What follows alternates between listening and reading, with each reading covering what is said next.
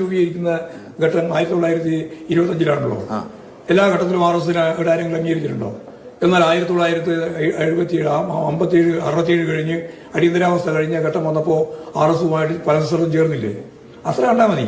ചേർന്നില്ലേ ഇപ്പൊ പറഞ്ഞാൽ വലിയ വിവാദമാവും. ചേർന്നിട്ടുണ്ടായിരുന്നു. എന്ത് വിവാദം വരാൻ? അല്ല ഉള്ള സത്യസന്ധമായിട്ട് കാര്യങ്ങൾ പറഞ്ഞ വിവാദമായി പോകും. ഞങ്ങൾക്കൊരു ഭയവുമില്ല, തെല്ല് ഭയമില്ല.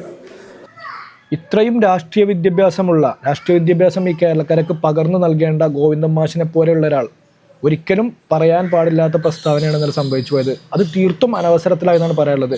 നാളെ ഇലക്ഷൻ നടക്കാനിരിക്കുമ്പോൾ സ്വരാജിനെ പോലെയാണ് നിലമ്പൂർ മത്സരിക്കുമ്പോൾ, സ്വരാജിനെ നമുക്കറിയാം പൗരത്വ ബില്ലുമായി ബന്ധപ്പെട്ട വിഷയം നിയമസഭയിൽ ചർച്ച വന്നപ്പോൾ മലബാർ കലാപത്തെക്കുറിച്ച് ദീർഘമായി സംസാരിച്ചപ്പോഴാണ് CPM പ്രവർത്തകർക്കപ്പുറം പൊതുജനങ്ങളും സ്വരാജിനെ ശ്രദ്ധിച്ചു തുടങ്ങിയത്.